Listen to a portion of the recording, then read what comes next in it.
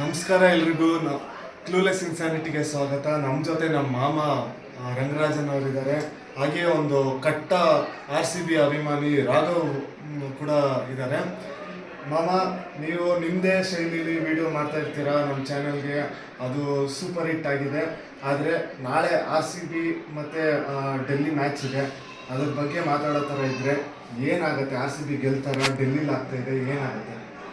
ಮೊದಲನೇದಾಗಿ ನನಗೆ ನಿಮ್ಮ ಜೊತೆ ಮಾತಾಡೋ ಅವಕಾಶ, ಈ ಥರ ಸಂದರ್ಭ ಕಲ್ಪಿಸ್ಕೊಟ್ಟಿದ್ದು ನಾನು ನಿಮಗೆ ಧನ್ಯವಾದ ಹೇಳ್ತಾ ಇದ್ದೀನಿ. ನನ್ನ ಜೊತೆ ನನ್ನ ರಾಘವ್ ಕೂಡ ಇದ್ದಾನೆ. ನನಗೆ ಮೊಮ್ಮಗ ಆಗಬೇಕು ಸಂಬಂಧದಲ್ಲಿ. ಸೊ ನಾಳೆ ಹೌದು, ಯಾಕೆಂದರೆ ನಾನು ಸುಮಾರು 1969 ಇಸ್ವಿಯಿಂದನೂ ಕ್ರಿಕೆಟನ್ನು ನೋಡಿಕೊಂಡು ಬೆಳೆದು ಬಂದವ. ಆದ್ದರಿಂದ ಕೆಲವೊಂದು ವಿಚಾರಗಳು ನನಗೆ ಗೊತ್ತಿದೆ. ಆಗಿನಿದ್ದಕ್ಕೂ ಈಗಿನಕ್ಕೂ ಸುಮಾರು ಆಟದಲ್ಲಿ ಹಲವಾರು ಮಾರ್ಪಾಡಾಗಿದೆ. ಅದೇ ರೀತಿ ಈ 20-20 ಶೈಲಿ ಆಟವು ಕೂಡ ಬಂದಿದೆ. ಅದೆಲ್ಲ ನಿಮ್ಗೆ ಕೂಡ ಗೊತ್ತಿರುತ್ತೆ, ಅದನ್ನು ಹೇಳಿದ್ದೆ ನಾನು ಹೇಳೋದಿಲ್ಲ. ಸೊ ನಾಳೆ ನಾಳೆ ಪಂದ್ಯಕ್ಕೆ ಬಂತು ಅಂದರೆ ನಾಳೆ ಅಮಾವಾಸ್ಯೆ ಆದರೂ ಕೂಡ RCB ರಾರಾಜಿಸುವ ಚಂದ್ರನಂತೆ ಬೆಂಗಳೂರು ತಂಡ, RCB ರಾರಾಜಿಸುವ ಚಂದ್ರನಂತೆ ಬೆಂಗಳೂರು ತಂಡ ಗೆಲ್ಲುವ ಎಲ್ಲವ ಸಾಧ್ಯತೆಗಳು ಇದೆ.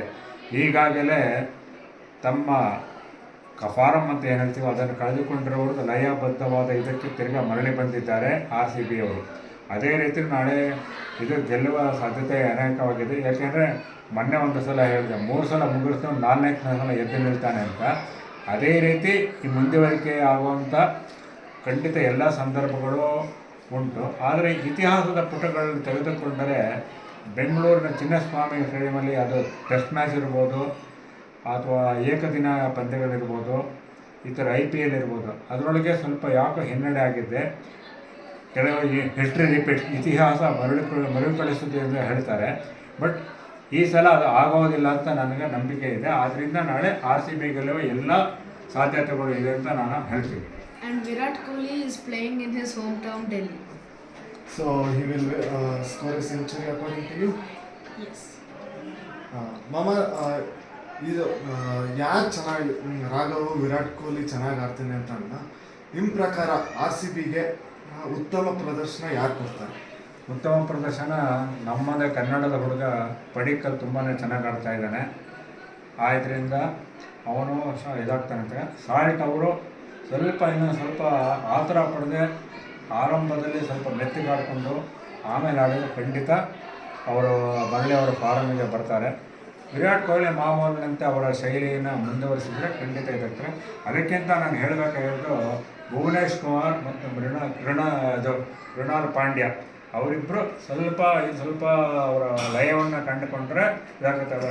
ಆದರೆ ಹೋದ ಪಂದ್ಯದಲ್ಲಿ ಕೃಣಾಲ್ ಪಾಂಡ್ಯದ ಬೌಲಿಂಗು ತುಂಬಾ ಚೆನ್ನಾಗಿತ್ತು.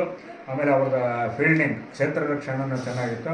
ಆದ್ದರಿಂದ ಎಲ್ಲ ಪಾಸಿಬಿಲಿಟೀಸ್ ನಮ್ಮ RCB ರಾರಾಜಿಸಿರುವ ಚಂದ್ರ ಬೆಂಗಳೂರು ಅಂತ ನಾನು ಹೇಳ್ತೀನಿ. ಅಮಾವಾಸ್ಯೆ ಆದರೂ ನಾಳೆ ನಮ್ಮ ಚಿನ್ನಸ್ವಾಮಿ ಸ್ಟೇಡಿಯಂದಲ್ಲಿ ಚಿನ್ನದಂಥ ಹೊಳಪು ಗೆದ್ದು ಈ ಸಲ ಪ್ರಶಸ್ತಿಯನ್ನು ಗೆಲ್ಲುವ ಇದಕ್ಕೆ ದಾರಿಗೆ ಮರಳಬಹುದು ಅಂತ ನಾನು ನಂಬಿರುತ್ತೇನೆ.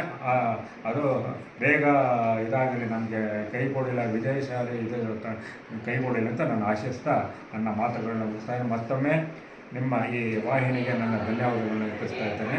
ಜೈ ಕರ್ನಾಟಕ ಮಾತೆ, ಜೈ ಭಾರತ ಮಾತೆ. ಸೂಪರ್. ಒಂದೇ ಒಂದು ಕರೆಕ್ಷನ್ ಅಂತ ಹೇಳ್ಬೇಕಾದ್ರೆ, ನಾಳೆ ಮ್ಯಾಚು ಚಿನ್ನಸ್ವಾಮಿ ಇಲ್ಲ ಡೆಲ್ಲಿಲಿದೆ. ಆದರೆ ನೀವು ಹೆಂಗೆ ಊಟಕ್ಕೆ ಉಪ್ಪಿಲ್ಲದೆ ಊಟ ಇಲ್ಲ ಥರ ನಾಳೆ ಸಾಲ್ಟ್ ಆಡದೆ RCB ಗೆಲ್ಲೋದು ಕಷ್ಟ ಇದೆ ಅಂತ ಒಂಥರ ಇಂಡೈರೆಕ್ಟ್ ಆಗಿ ಹೇಳಿದ್ದೀರ. ನೋಡುವ ಏನಾಗತ್ತೆ ಅಂತ. ಕನ್ನಡದವ್ರ ಬಗ್ಗೆ ಹೇಳಿದ್ರಿ. ಡೆಲ್ಲಿಲೂ ಕನ್ನಡದವರು ಕರುಣ್ ನಾಯರ್, KL ರಾಹುಲ್ ಇದ್ದಾರೆ. ಅವರು ಚೆನ್ನಾಗಿ ಆಡಲಿ, ಬಟ್ ಬೇಗ ಔಟ್ ಆಗಲಿ, ನಾಳೆ ಒಂದು ದಿವಸ ಬೇಗ ಔಟ್ ಆಗಲಿ, ನಮ್ಮ RCB ತಂಡ ಜಯಗಳಿಸಲಿ.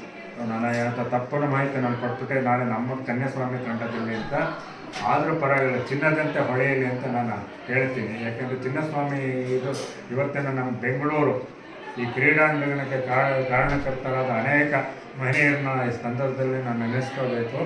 ಆದ್ದರಿಂದಾನೇ ನಮ್ಮ ಕ್ರಿಕೆಟ್ ಬೆಳವಣಿಗೆ, ಬೆಂಗಳೂರಿನಲ್ಲಿ ಈ ಥರ ಕ್ರಿಕೆಟ್ ಬೆಳವಣಿಗೆಗೆ ಅನುಕೂಲವಾಯಿತು. ಅದರಿಂದ ಅವ್ರಿಗೂ ನನ್ನ ವಂದನೆಗಳನ್ನ ನಾನು ತಿಳಿಸ್ತೀನಿ.